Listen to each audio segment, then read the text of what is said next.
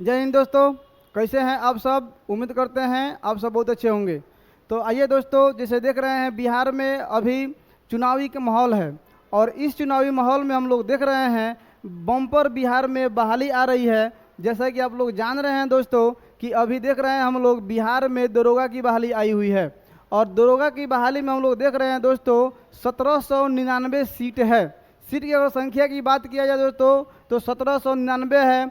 अब हम लोग विशेष रूप से इसके बारे में आज हम लोग जानने का प्रयास करेंगे कि इसका नोटिफिकेशन कब आने वाला है, फॉर्म फिलअप कब होगा, उसके बारे में। उसके बाद हम लोग देखेंगे इसमें योग्यता क्या होगी, यानी मैट्रिक पर भरा जाएगा कि इंटर में भरा जाएगा कि ग्रेजुएशन में भरा जाएगा। जो भी योग्यता होगी उसके बारे में आज हम बताएंगे दोस्तों, इसके बारे में चर्चा करेंगे लोग। फिर इसमें हम देखेंगे दोस्तों कि आयु सीमा क्या है, कैसे कैसे बच्चे भर सकते हैं, किस आयु वर्ग के बच्चे या बच्चियां भर सकती हैं, इसके बारे में जानेंगे लोग। उसके बाद से हम लोग देखेंगे दोस्तों कि इसका पाठ्यक्रम क्या है, यानी सिलेबस में क्या है। देखेंगे हम लोग ये भी दोस्तों कि सिलेबस में कौन कौन सिलेबस है, मैथ है, रीजनिंग है और इतिहास है, भूगोल है, जीके जैसे मतलब कितना जहाँ जहाँ से क्वेश्चनें आती है वहाँ वहाँ से हम लोग बढ़िया तरह से देखने का प्रयास करेंगे और समझने का प्रयास करेंगे।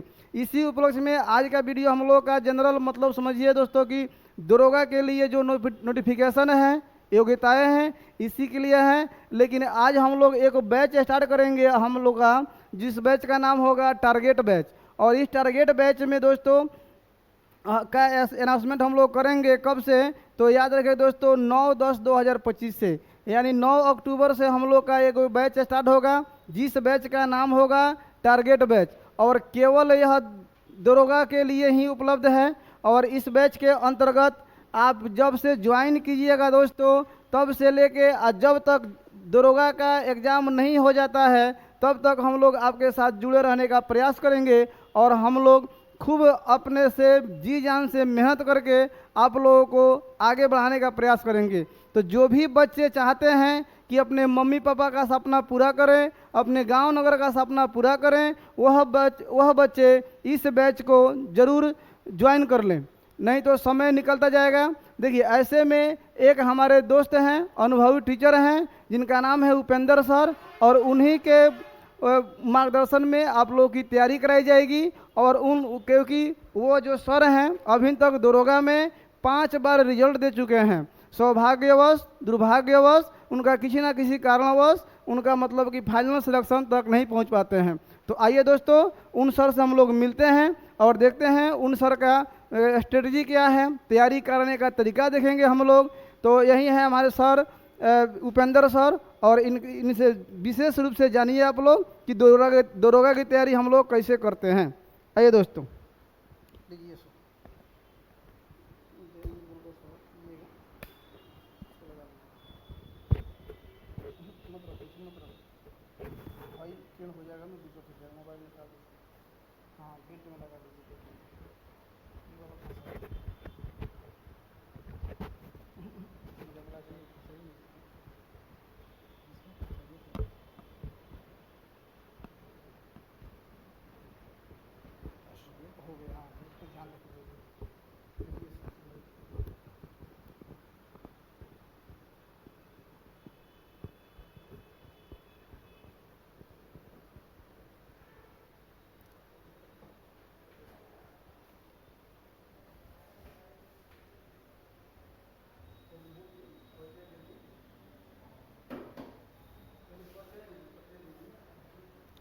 हेलो दोस्तों, जैसे हमारे सर बताए हैं कि इस बहाली के बारे में कि नोटिफिकेशन क्या है और इसके बारे में कुछ भी बताए हैं, उसके बारे में जो सिलेबस है, योग्यता क्या होती है, आयु क्या होता है, उसके बारे में हम आप लोग को बताएंगे।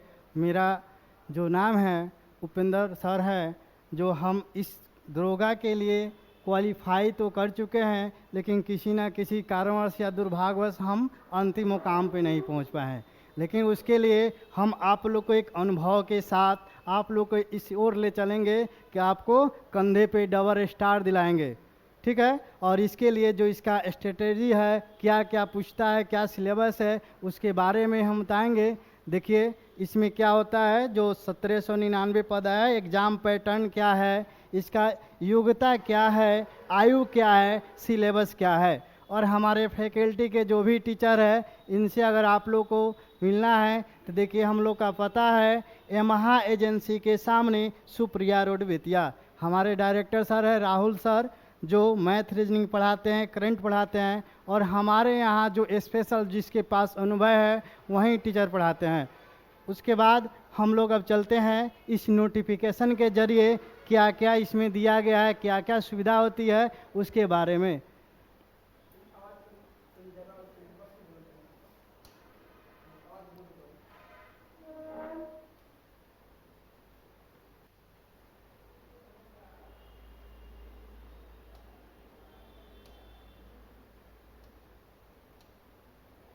चलिए देखते हैं। बिहार सरकार गृह विभाग आरक्षी पुलिस और निरीक्षक, क्या है, पुलिस और निरीक्षक।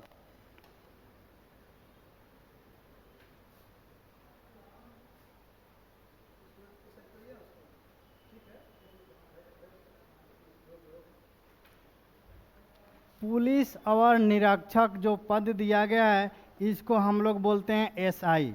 क्या बोलते हैं, एसआई बोलते हैं। एसआई का मतलब होता है कि सब इंस्पेक्टर, और इस सब इंस्पेक्टर को बहाली होती है, और इस बहाली के माध्यम से आगे क्या होता है, इसी को ट्रांसफ़र करके बनाया जाता है प्रमोशन के माध्यम से इंस्पेक्टर। सब इंस्पेक्टर कहा जाए तो थाना में जो होता है क्या होता है, जो छोटा बाबू के रूप में कार्यकाल अपना करते हैं, उसके बाद उनको प्रमोशन से इंस्पेक्टर बनाया जाता है। इसी के बारे में हम लोग आगे चलेंगे कि आवेदन कब से शुरू होगा और कब तक इसका डेट है। देखिए, ऑनलाइन आवेदन पत्र प्राप्ति की अंतिम तिथि यानी 26/10/2025 बताई गई है। इस जो बहाली है दरोगा की, जो इसका फॉर्म ऑनलाइन करने का अंतिम प्रक्रिया 26/10/2025 है। और इसका शुरू कब से है, शुरुआत जो है इसका 26/9/2025 से शुरू हो रहा है, यानी 26/9/2025 से हो रहा है। इसके बारे में हम लोग आगे बढ़ेंगे।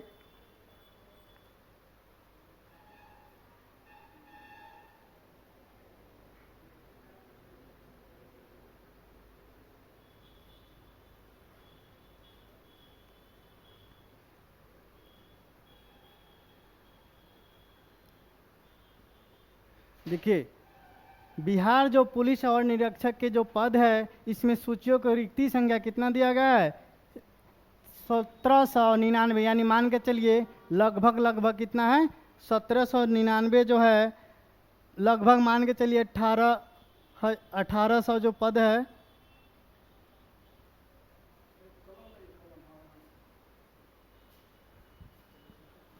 कितना है, 1799 पद है। 1799 पद। लेबर जो देखिए आपका जो लेबर है वेतनमान यानी लेबर 6 का है, लगभग इसका जो वेतन होता है 35,000 से 1,12,000 होती है, अंतिम तक हो जाती है। इसके बाद हम लोग देखेंगे इस पद पर नियुक्ति की प्रक्रिया क्या क्या होती है। देखिए, उक्त पदों द्वारा चयन बिहार पुलिस और सेवा आयोग द्वारा अभ्यर्थियों से ऑनलाइन आवेदन पत्र प्राप्त किया जाएगा। एक अभ्यर्थी द्वारा मात्र एक ही ऑनलाइन आवेदन पत्र भरा जा सकता है, यानी एक व्यक्ति एक ही पद भर सकता है, एक ही बार ऑनलाइन कर सकता है। ठीक है। बिहार सरकार गृह विभाग में पुलिस और निरीक्षक के पदों की नियुक्ति राज्य सरकार द्वारा विहित वर्णित प्रावधान यानी समान प्रशासन विभाग बिहार सरकार का पात्रांक नियुक्ति 01/97/2025 साप्र द्वारा 17/38 दिनांक 15/9/2025 द्वारा अधिनियम बिहार पदों पर सेवाओं की रिक्तियों में आरक्षण यानी अनुसूचित जाति, अनुसूचित जनजाति और अन्य पिछड़े वर्गों के लिए अधिनियम 1991, बिहार अधिनियम 3 1992 समय पर यथासंभव, यानी कहने का मतलब है जो आरक्षण दिया जाएगा वह आपको 1992 में जो कंडिका है उसके आधार पर आप लोग को आरक्षण दिया जाएगा। और यह नोटिफिकेशन 15/9/2025 को जारी हुआ है। देखिए, उसके बाद उम्र सीमा, इसमें सब कुछ दे दिया गया है। आपको आगे हम ले चलते हैं इस बहाली के माध्यम से। देखिए, अब कहता है कि आवेदन के लिए पात्रता, यानी कहने का मतलब है कि इस फॉर्म को कौन कौन भर सकता है। इस भरने के लिए क्या होनी चाहिए, भारतीय नागरिक होना अनिवार्य, यानी आप भारत के नागरिक हो, यानी पुरुष महिला एवं थर्ड जेंडर। थर्ड जेंडर में क्या क्या होता है, जैसे अभी किन्नर लोग कहता है, वहीं थर्ड जेंडर के अंतर्गत आते हैं।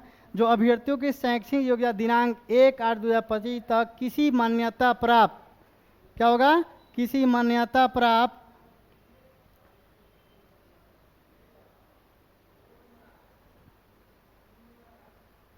किसी मान्यता प्राप्त विश्वविद्यालय से स्नातक परीक्षा राज्य सरकार द्वारा मान्यता प्राप्त उसके समकक्ष परीक्षा उत्तीर्ण होना अनिवार्य है। यानी कहता क्या है, इसके लिए वहीं स्टूडेंट, वहीं विद्यार्थी फॉर्म भर सकते हैं जिनके पास ग्रेजुएशन की डिग्री हो। यानी क्या मांग रहा है, स्नातक की परीक्षा पास हो, किसी भी आप इंडिया के किसी भी विद्यालय से, यूनिवर्सिटी से आप अगर ग्रेजुएशन किए हैं तो आप इस फॉर्म को भर सकते हैं। उम्र सीमा जो कहा गया है, देखिए उम्र सीमा की गणना दिनांक 0/1/2025 के आधार पर की जाएगी। यानी आपकी जो उम्र है वह 1/8/2025 के आधार पर की जाएगी, परंतु वैसे अभ्यर्थी जो दिनांक 1/8/2024 को सरकार द्वारा निर्धारित अधिकतम उम्र सीमा धारित करते हो, वो भी उम्र के आरक्षण आवेदन कर, यानी कहने का इस कंडिका का मतलब है, इस लाइन का मतलब है कि जिनका उम्र 1/8/2024 को समाप्त हो गया है तो वो भी इस फॉर्म को भर सकते हैं। लेकिन कौन स्टूडेंट भर सकते हैं, जो आरक्षण में आते हैं, जिनकी उम्र सीमा ज़्यादा ली जाती है, जैसे SC हो गया, ST हो गया, OBC, यही लोगों को आरक्षण दिया गया है, जनरल वालों को नहीं दिया जाता है। अभ्यर्थी की उम्र दिनांक 1/8/2025 को मैट्रिक अथवा समकक्ष प्रमाण पत्र के अनुसार निम्नलिखित होगी। यानी कहने का मतलब है कि आप जो मैट्रिक में जो आपका जन्म तिथि है उसी के आधार पर आपका जन्म तिथि, जो आपका उम्र है उसी के आधार पर काउंट किया जाएगा। जैसे आप लोग को हम आगे लेके चलते हैं, देखिए यहाँ पे अब दे रहा है कि अभ्यर्थियों का जो मैट्रिक में है, यानी अनारक्षित जो जनरल कैटेगरी के लोग आते हैं उनके लिए दिया गया है। देखिए आरक्षित समान, यानी जो जनरल में कोटि के पुरुषों के लिए न्यूनतम उम्र 20 वर्ष और अधिकतम उम्र सीमा 37 वर्ष। यानी न्यूनतम क्या होगी, आपका न्यूनतम उम्र 20 वर्ष से कितना होगा, 37 वर्ष तक होगा। यानी यहाँ तक आपका 37 ईयर तक हो जाएगा, यह पुरुषों के लिए। लेकिन महिलाओं के लिए न्यूनतम उम्र कितना है, यह जो है, ये जो आपका उम्र सीमा है, यह पुरुष के लिए है। किसके लिए है, पुरुष के लिए है। और न्यूनतम उम्र सीमा जो 20 वर्ष से अधिकतम उम्र 40 वर्ष जो है, यह किसके लिए है, 20 से 40 ईयर जो है, यह किसके लिए है, महिला के लिए है। किसके लिए है, महिलाओं के लिए है। यह जनरल कैटेगरी वाले पुरुष और महिलाओं के लिए हमने उम्र सीमा बताए। अब आते हैं पिछड़ा वर्ग, क्या है, पिछड़ा वर्ग एवं अत्यंत पिछड़ा वर्ग। यानी पिछड़ा वर्ग अत्यंत किसी को नहीं समझ में आएगा तो पिछड़ा वर्ग हो गया, अभी वर्तमान में BC बोला जाता है या BC2 बोला जाता है। और अत्यंत पिछड़ा वर्ग हो गया EBC या इसी को BC1 भी बोला जाता है। ठीक है, उन लोग के लिए ये जो उम्र सीमा है, पुरुषों और महिलाओं के लिए न्यूनतम उम्र 20 वर्ष और अधिकतम 40 वर्ष है। यह पुरुष और महिला दोनों के लिए किस कैटेगरी में, BC2 और EBC के लिए। अब आते हैं अनुसूचित जाति और अनुसूचित जनजाति के पुरुषों एवं महिलाओं के तथा, देखिए यहाँ पे क्या जोड़ा है, थर्ड जेंडर अभ्यर्थियों के लिए न्यूनतम उम्र क्या है, 20 वर्ष से अधिकतम उम्र 42। यानी जो अनुसूची SC ST और थर्ड जेंडर के जो पुरुष और महिला है उनके लिए 20 वर्ष से लेकर 42 वर्ष तक उम्र सीमा बनाया गया है। उसी प्रकार आते हैं उपरोक्त बिंदु में कह रहा है 1, 2, 3 के अभ्यर्थियों की न्यूनतम उम्र की गणना दिनांक 1/8/2025 तथा अधिकतम उम्र की गणना 1/8/2024 को आधार मानकर की जाएगी। यानी कहने का मतलब है जो उम्र सीमा है वह 1/8/2025 तक न्यूनतम उम्र देखा जाएगा और अधिकतम उम्र जो है यह 1/8/2024 तक देखा जाएगा। बिहार के वैसे सरकारी सेवकों को उच्चतर वेतनमान की सेवा और संघर्ष में जानने के लिए प्रतियोगिता परीक्षाओं में भाग लेने हेतु अधिकतम आयु सीमा में 5 वर्ष, देख रहे हैं, 5 वर्ष के छूट दी जाएगी। किसको दिया जाएगा? जो सरकारी कर्मचारी है उनको 5 वर्ष के लिए एक्स्ट्रा छूट दिया जाएगा। उसके बाद फिर हम लोग इस नोटिफिकेशन के जरिए आगे बढ़ते हैं।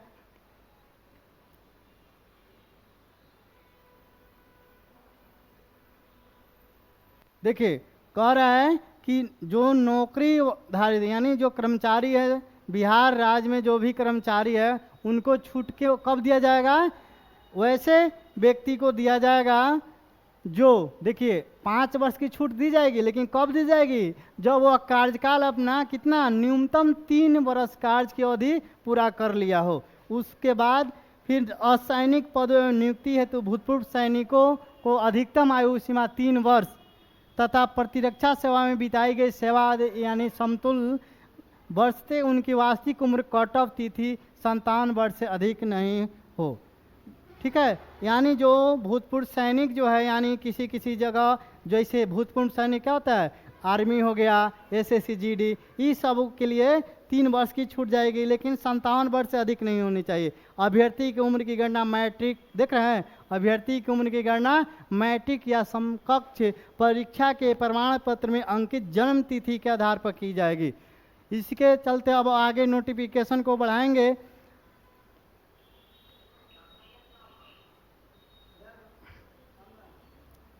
देखिए, अब आता है अभ्यर्थियों का शारीरिक मानदंड, यानी कह रहा है कि अभ्यर्थियों का शारीरिक मानदंड जो है,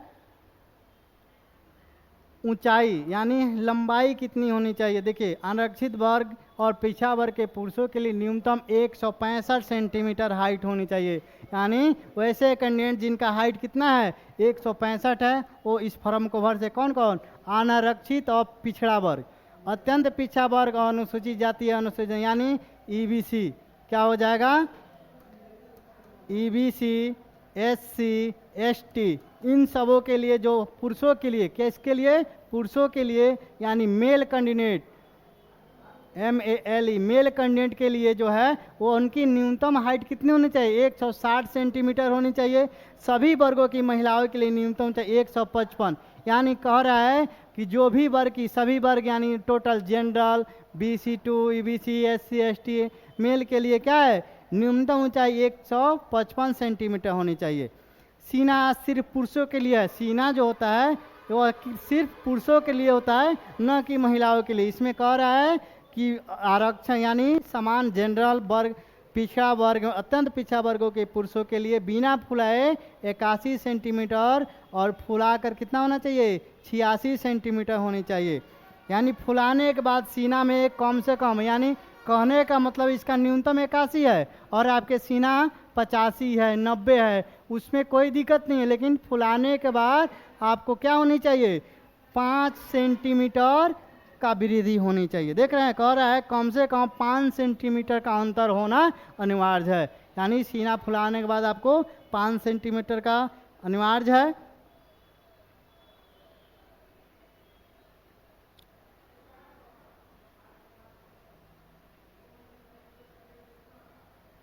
देखिए, अब कह रहा है कि अनुसूचित, क्या कह रहा है? अनुसूचित जाति के लिए, अनुसूचित जाति और अनुसूचित जनजाति के पुरुषों के लिए, उनके लिए है जो सीना 79 मीटर और 84 सेंटीमीटर फुलाकर है।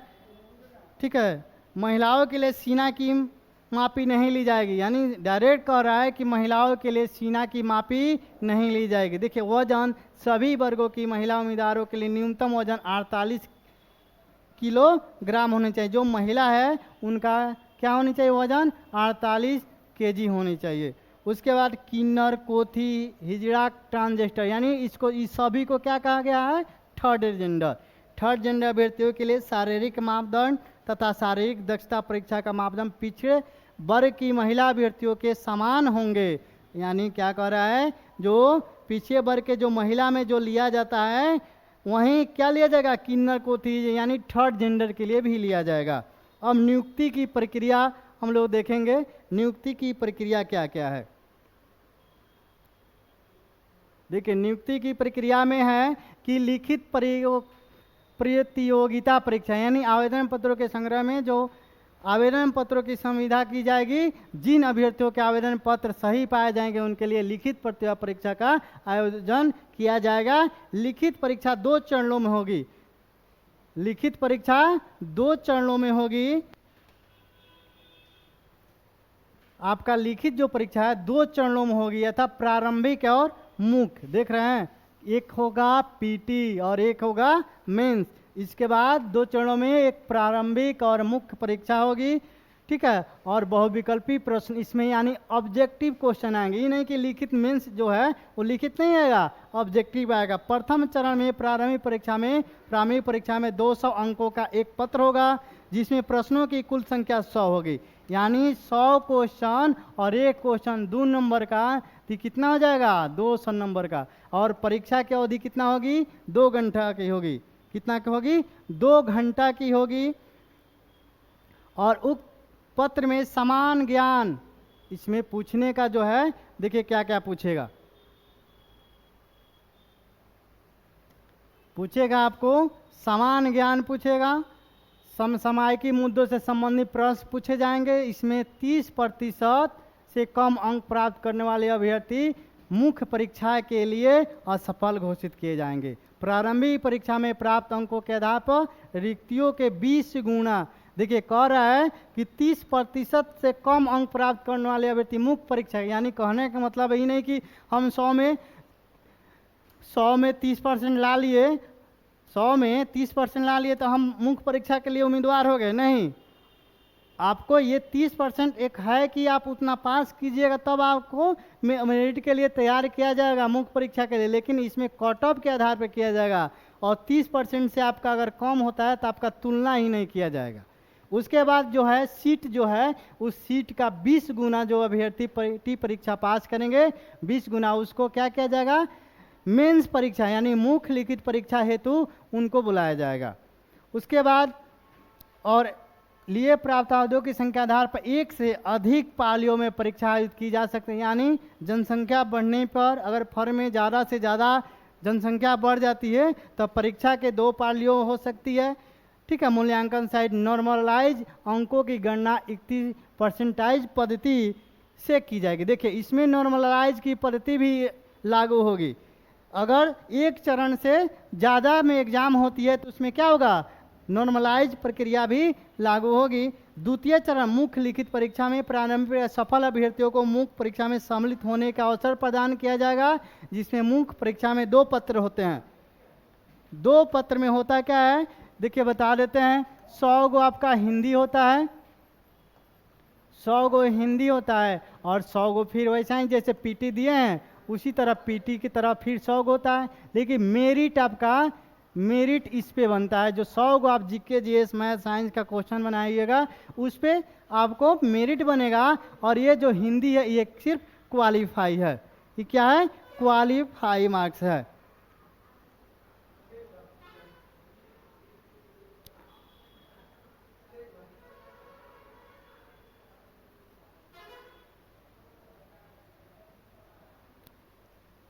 देखिए कह रहा है द्वितीय पत्र समान अध्ययन समान विज्ञान। देखिए द्वितीय पत्र में समान अध्ययन है जीके, इसमें समान विज्ञान जीएस, नागरिक शास्त्र, भारतीय इतिहास, भारतीय भूगोल, गणित, मानसिक योग्यता जांच से संबंधित होगा। द्वितीय पत्र का पूर्णांक 200 होगा, जिसमें प्रश्नों की कुल संख्या 100 होगी और परीक्षा की अवधि 2 घंटा होगी। दोनों चरणों की परीक्षा में प्रत्येक गलत उत्तर के लिए देखिए 2 पॉइंट अंक 0.2 अंक काटा जाएगा। उत्तर पुस्तिका 2 प्रतियों में होगी, जिसकी 1 प्रति आयोग के पास सुरक्षित रखी जाएगी। यानी आपके जो उत्तर प्रति है 2 प्रकार की होगी, जिसमें एक वो आयोग के पास। मुख्य लिखित परीक्षा के आधार पर रिक्तियों में 6 गुना, देखिए पीटी में आपको 20 गुना रिजल्ट देगा और मुख्य लिखित परीक्षा में 6 गुना रिजल्ट आपको देगा, 6 गुना देगा। उसके बाद क्या करेगा, फिजिकल कराएगा। अभ्यर्थियों का चयन कोटिवार मेधानुसार शारीरिक दक्षता यानी आपको फिजिकल के लिए किया जाएगा। अभ्यर्थियों को शारीरिक दक्षता परीक्षा में मात्र उत्तीर्ण होना आवश्यक होगा। देखिए जो शारीरिक दक्षता होगा उसमें सिर्फ आपको क्वालिफाई करना है और हेतु प्राप्त अभ्यर्थी की प्राप्त संख्या में अनुपलब्ध दशा में उक्त अनुपात किया जाएगा। ठीक है, तृतीय चरण आता क्या है, तृतीय चरण वही हो गया क्या जो फिजिकल कहा जाता है। इसमें देखिए तृतीय चरण यानी शारीरिक योग्यता दक्षता परीक्षा, निम्नांकित योग्यता दक्षता परीक्षा में अभ्यर्थी को सफल होना अनिवार्य है। इसमें होता है क्या, देखिए दौड़ होता है, तो सभी कोटि के पुरुषों के लिए 1 मील यानी 1 किलोमीटर 600 यानी 1600 मीटर आपको दौड़ है। दौड़ के लिए समय आपको कितना दिया जाएगा, 6.5 मिनट, और अधिक समय लेने वाले अभ्यर्थी असफल घोषित, यानी आप 6 मिनट 30 सेकेंड .12 में आ गए तो आपका असफल आपको घोषित किया जाएगा। ठीक है, उसके बाद देखिए सभी कोटि की महिलाओं के लिए 1 किलोमीटर की दौड़ यानी 1 किलोमीटर की दौड़ महिलाओं के लिए, और पुरुषों के लिए 1600 मीटर की दौड़ है। और ये महिलाओं के लिए कितना है, 6 मिनट, अधिक समय लेने वाले अभ्यर्थी असफल घोषित किया जाएंगे। इसमें आता है ऊंच कूद, जो है ऊंच कूद के बारे में आप लोग को बता देते हैं। सभी कोटि के पुरुषों के लिए क्या है, सभी कोटि के पुरुषों के लिए जो ऊंच न्यूनतम है 4 फीट कूदना है, और 4 फीट से कम कूदने वाले पुरुषों को क्या किया जाएगा, असफल। उसी तरह महिला में 3 फीट है और 3 फीट से कम वालों को असफल। लंबी कूद हो गया, यानी सभी कोटि के पुरुषों के लिए न्यूनतम 12 फीट, पुरुषों के लिए 12 फीट और महिलाओं के लिए कितना है, 9 फीट का है। ठीक है, और इसमें फिर एक और, इसके बाद जब इस प्रक्रिया से गुजरिएगा तो गोला फेंका जाता है। तो गोला है कि सभी पुरुषों के लिए कितना है, 16 पाउंड का गोला और 16 फीट फेंकना अनिवार्य है। उसी तरह सभी कोटि के महिलाओं के लिए 12 पाउंड का गोला 10 फीट फेंकना अनिवार्य है। और इसमें जो भी नियत समय पुरुषों के लिए 6 मिनट 30 सेकेंड और महिलाओं के लिए 6 मिनट में दौड़ पूरी करने वाले अभ्यर्थी को ऊंची कूद, लंबी कूद, गोला फेंक स्पर्धा में न्यूनतम विनिश्चित मापदंड पूरा नहीं करने पर सफल घोषित किया जाएगा, तथा ऐसे अभ्यर्थियों को अन्य स्पर्धाओं में सम्मिलित होने का अवसर प्रदान नहीं किया जाएगा। अभ्यर्थी के सभी स्पर्धाओं में अलग अलग सफल होना, मात्र ऊंची कूद, लंबी कूद, गोला फेंक में अधिकतम 3 मौका दिया जाएगा। यानी आप एक बार में नहीं कर पाए तो आपको एक कूद के लिए 3 बार दिया जाएगा। ठीक है, अब आते हैं किन्नर के लिए। किन्नर का है कि इनका मापदंड और शारीरिक दक्षता परीक्षा में पिछड़ा वर्ग की महिला अभ्यर्थियों के समान रहेगा, यानी जो पिछड़ा वर्ग की महिला है उन्हीं के अनुसार होगा। मेगा सूची जो होगा वो आपको मुख्य लिखित परीक्षा में प्राप्तांक अंकों के आधार पर मेगा क्रम आरक्षण कोटिवार तैयार की जाएगी। लिखित परीक्षा में 2 या 2 से अधिक अभ्यर्थी के समान अंक प्राप्त करने की दशा में मेगा सूची उनके स्थान पर किया जाएगा। उसके बाद देखिए शैक्षणिक योग्यता समान होने की दशा में अभ्यर्थी की वरीयता उनके 10वीं बोर्ड के प्रमाण पत्र में यथोलिखित नाम के अंग्रेजी वर्णमाला के क्रम के अनुसार निर्धारित की जाएगी। यानी कहने का मतलब है कि कोई भी बच्चा है अगर एक ही नंबर ला लेता है मेरिट में, तो उसके मैट्रिक में जो उसका नाम है यथोलिखित नाम के अंग्रेजी वर्णमाला के क्रम के अनुसार किया जाएगा। मुख्य लिखित परीक्षा के आधार पर तैयार की जाए अंतिम मेगा सूची, जो कि न्यूनतम अर्हता 32% अत्यंत, ये तो सब नॉर्मल है। उसके बाद चलते हैं अंतिम रूप से चयनित अभ्यर्थी के अनुसार बिहार पुलिस और सेवा आयोग द्वारा संबंधित न्यूनतम पदाधिकारी को नियुक्ति हेतु भेजी जाएगी। समान प्रसारण विभाग द्वारा 15 हो गया। अब देखिए शिक्षक निरीक्षक पद की रिक्तियों का विवरण जो है इस प्रकार विवरण दिया गया है। देखिए यहाँ पे जाति दिया गया है और उस किस जाति में कितना सीट दिया गया है वो बता रहा है। यहाँ पे कह रहा है, देखिए अनुसूचित जाति, अनुसूचित जाति में कितना सीट है, 210 है। इसमें से महिलाओं के लिए आरक्षण यानी 35% 74 है। अनुसूचित जनजाति का 15 है, इसमें 5 है। अत्यंत पिछड़ा वर्ग 273, महिलाओं के लिए 96 है। पिछड़ा वर्ग 222 और महिलाओं के लिए 78 है। पिछड़े वर्ग की महिला यानी इसको 22 अलग से दिया गया है। अनारक्षित में 850 है और महिलाओं के लिए 298 और पुरुषों के लिए 850 है। आर्थिक रूप से कमजोर वर्ग, जो आर्थिक रूप से कमजोर वर्ग है यानी EWS इसको कहा गया है, उसके लिए 180 है और महिलाओं के लिए 63। ट्रांसजेंडर यानी वहीं किन्नर के लिए 7 को सीट दिया गया है। टोटल सीट कितना है, 1799 है। और इसमें आरक्षण 35% महिलाओं को जो आरक्षण बिहार सरकार ने दिया है उसके 614 है, जो आपको 1799 से ही सीट लिया गया है। उसके बाद आरक्षण जो आपको पहले ही बता दिए, 1992 के कंडिडिया के तहत आरक्षण दिया जाएगा। उसके बाद बिहार राज्य के स्वतंत्रता सेनानी के पोता पोते यानी जो उसके दादा दादी परदादा ये सब क्या है उसके स्वतंत्रता सेनानी है, उन लोग के लिए भी अवसर दिया गया। उन लोग को भी क्या होगा 2% शैक्षिक आरक्षण का प्रावधान लागू रहेगा। ठीक है, बिहार पदों सेवा में रिक्ति आर्थिक रूप कमजोर के लिए लागू होगा। फिर उसी तरह बिहार राज्य के किन्नर के लिए भी वही प्रक्रिया है। आरक्षण का लाभ केवल बिहार राज्य के मूल निवासी, देखिए आरक्षण का जो लाभ है वो सिर्फ बिहार के जो निवासी है मूल निवासी उनके लिए आरक्षण मिलेगा, यही नहीं कि दूसरे राज्यों के बच्चे आके यहाँ पे आरक्षण लेंगे। नियुक्ति की प्राधिकार देखिए समान प्रशासन विभाग बिहार सरकार द्वारा प्राप्त अधिनियम के अनुसार पुलिस और निरीक्षक पद हेतु नियुक्ति प्राधिकार पुलिस उप महानिरीक्षक होंगे। यानी चिकित्सक जांच चरित एवं पूर्णतः ये सब जांच कराना होगा। लिखित परीक्षा शारीरिक दक्षता परीक्षा के समयवर्ती कोरोना संक्रमण से बचाव हेतु सोशल डिस्टेंस, ये तो फिजूल की बातें है। जो लिखित परीक्षा में जो क्या है जो कोरोना है, अभी तो कोरोना है नहीं।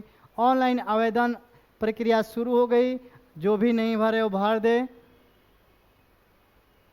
देखिए इसमें बिहार सरकार ने क्या किया है कि जो भी महिला हो पुरुष हो और जनरल कैटेगरी के लिए सबके लिए फीस क्या कर दिया गया है 100 रुपया ही कर दिया गया है, सबको भुगतान 100 रुपया करना है। और ऑनलाइन आवेदन पत्र भरने की जो प्रक्रिया है, देखिए ऑनलाइन आवेदन पत्र भरने की वेबसाइट पर आवश्यक निर्देश का उपलब्ध करना है, यानी जो भी निर्देश दिया गया है उसको पालन करते रहना है, करके ही आवेदन भरना है। ठीक है, उसके बाद पंजीकरण भुगतान करने से पहले एक वैध एवं सक्रिय मोबाइल नंबर और ईमेल आईडी रखें जो यथासंभव आपके नाम से पंजीकृत हो, उसका प्रयोग कर अभ्यर्थी अपना पंजीकरण कर सकते हैं। उसके बाद आते हैं भर्ती की अंतिम चरण के पूर्ण होने तक आयोग से उसी मोबाइल नंबर, देखिए अगर आप लोग जो मोबाइल नंबर दीजिएगा तब तक ये भर्ती पूरा नहीं होगी, तब तक आप लोग को मोबाइल नंबर वह रखना पड़ेगा। एक मोबाइल नंबर से एक ही व्यक्ति उसका क्या कर सकता है फॉर्म भर सकता है।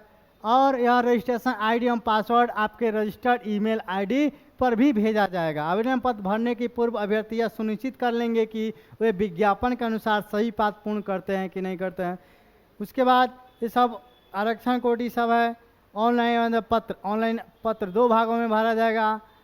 प्रथम भाग में क्या होगा उम्मीदवार का सर्वप्रथम पंजीकरण किया जाएगा, यही नाम पता एड्रेस सब।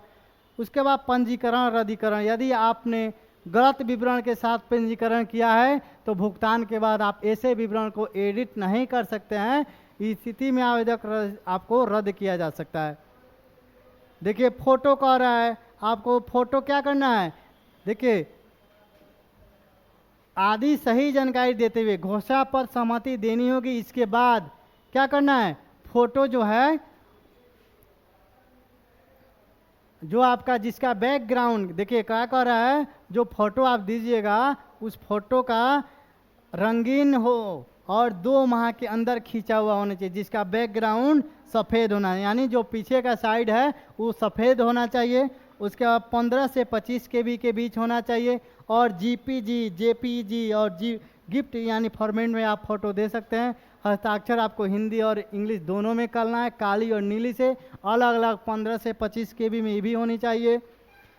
ठीक है, उसके बाद फोटो एवं हस्ताक्षर के संबंध में दिए गए निर्देश भी कुछ दिया गया है, आप लोग अच्छे से पढ़ के भरिएगा। अब इसके बाद हम लोग चलते हैं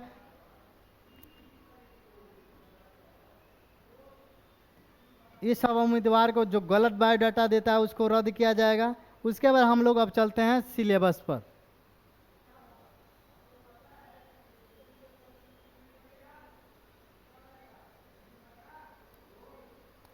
बस इसमें यही सब है। अब हम आप लोग को सिलेबस बता देते हैं।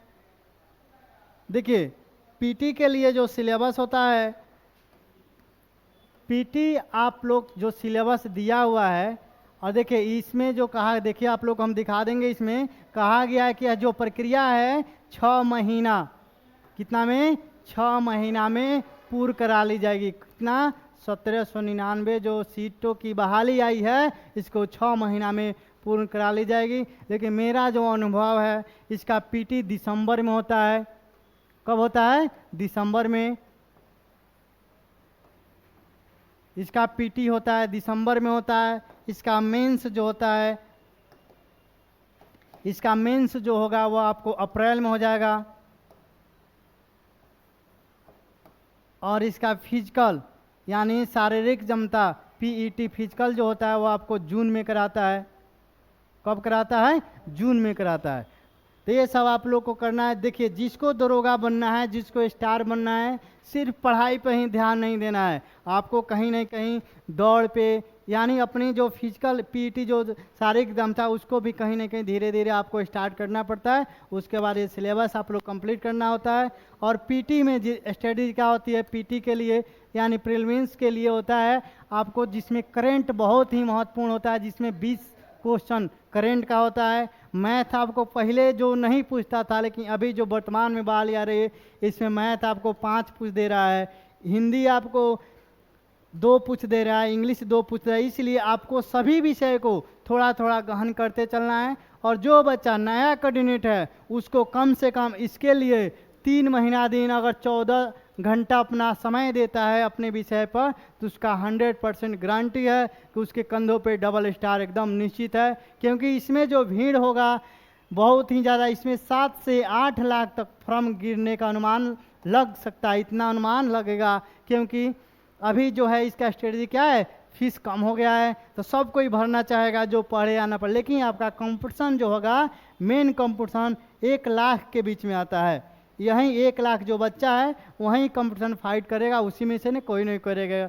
यानी आप लोग अभी से क्या कीजिए, अगर जिसको अपने कंधे पर अपने माता पिता का जो क्या करना है, सपना साकार करना है, अपना सपना अपने माता पिता का, उसके अगर अपने कंधों पे डबल स्टार लेना चाहते हैं, उसको दशहरा, छठ, दिवाली सब भूल जाना है। आप एक बार दशहरा, छठ, दिवाली भूलिए और उसके बाद हर साल दशहरा, दिवाली, छठ एकदम मौज और खुशी के साथ मनाइए। इसी के लिए हम अब विदा लेते हैं। अगर आप लोग को ये स्टेज अच्छा लगे तो लाइक और शेयर कमेंट जरूर कीजिएगा। और आप एक बार हमें मौका दीजिए, मैं अपने अनुभव के साथ आपको स्टार बनाने के लिए पूरा कामना और मेहनत करूँगा। Thank you.